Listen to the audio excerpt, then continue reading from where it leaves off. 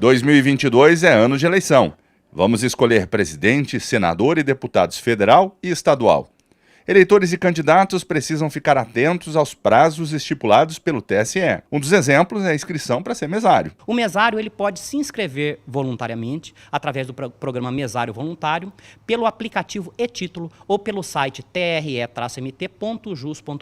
O prazo é de 5 de julho a 5 de agosto é o prazo limite para a convocação dos mesários. É importante, quem pode ser mesário? Quem tem acima de 18 anos, quem não tem cargo de direção em partido político e quem não é parente em até segundo grau de algum candidato. Benefícios, o mesário ele tem a cada dia de trabalho 2 dias de folga que ele estiver à disposição da Justiça Eleitoral. Ele tem também, nos concursos públicos, ele é critério de desempate e em universidades conveniadas, essa hora que ele atua na Justiça Eleitoral é considerada hora extracurricular. Voto em trânsito. A partir do dia 18 de julho até 18 de agosto, o eleitor que não tiver em seu domicílio eleitoral, ele pode entrar no site da Justiça Eleitoral e fazer o seu cadastro para ele votar em outra localidade. Da mesma forma, o voto em trânsito ele pode ser feito para quem tem alguma dificuldade de locomoção, então ele averigua o melhor local para ele votar, e também para todos os auxiliares da Justiça e forças policiais. Fechamento de cadastro e biometria. A biometria está suspensa pelo Tribunal Superior Eleitoral em razão da pandemia e ela ainda não retornou. No entanto,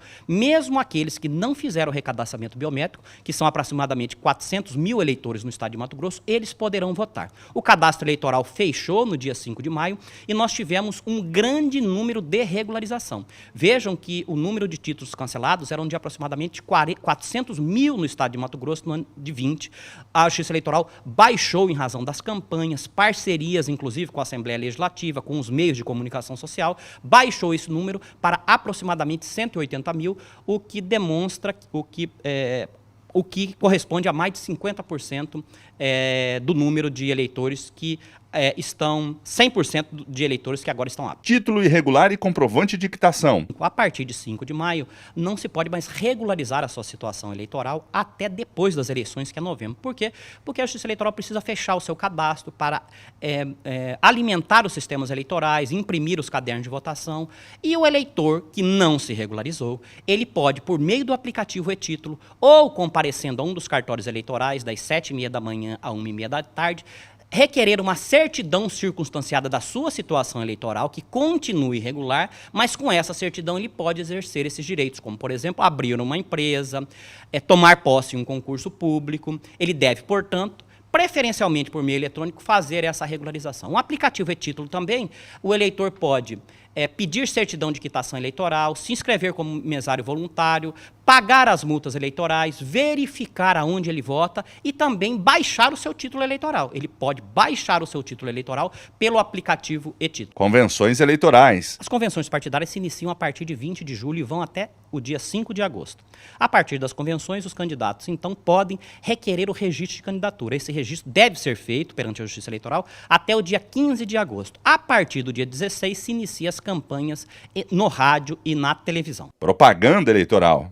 A liberdade de expressão, ela vigora em nosso país. A Justiça Eleitoral, evidentemente, estará atenta a propagandas eleitorais irregulares, aquelas ilícitas que ferem a honra ou a dignidade de determinado candidato, e também aquelas propagandas eleitorais que são consideradas fake news. A Justiça Eleitoral tem um gabinete de segurança, constituiu também um gabinete de inteligência. A Justiça Eleitoral estará atuando com os órgãos de inteligência de forma conjunta a fim de fazer esses levantamentos, identificar as pessoas que propalarem essas notícias falsas, a fim de que, ao tempo e modo oportuno, elas possam ser punidas. É importante, portanto, que a população faça suas denúncias. Pesquisas eleitorais. As pesquisas eleitorais devem ser devidamente registradas no Tribunal Regional Eleitoral. E como os partidos políticos, eles fiscalizam em relação a este ponto específico, as pesquisas eleitorais que têm indício de irregularidade no período eleitorais, aquelas primeiro têm que saber se elas foram devidamente registradas. Porque a partir do período eleitoral é vedado qualquer tipo de enquete, qualquer tipo de aferição informal. Então, se for uma aferição informal, evidentemente o eleitor deve ficar com o pé atrás. Se for uma pesquisa devidamente registrada, primeiro aferir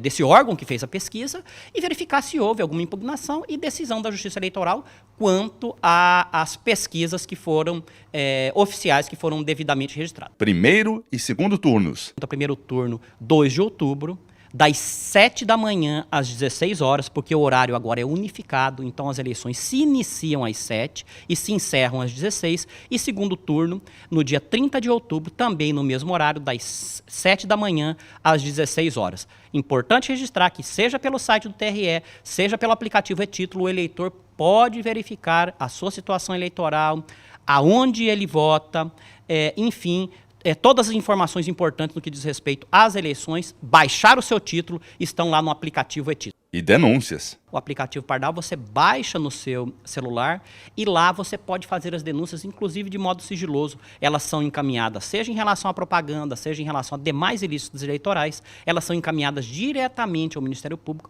que adotará as ações necessárias com vistas a prevenir e coibir esses ilícitos. Registrando que o Tribunal Regional Eleitoral conta este ano, de forma inédita, com uma Câmara Temática de Inteligência, em que todos os órgãos de inteligência atuam dentro do tribunal e terão acesso a essas informações a fim de que a atuação seja feita de forma uniforme e conjunta em todo o estado de Mato Grosso, seja em relação a ilícitos de maneira em geral, seja em relação às fake news.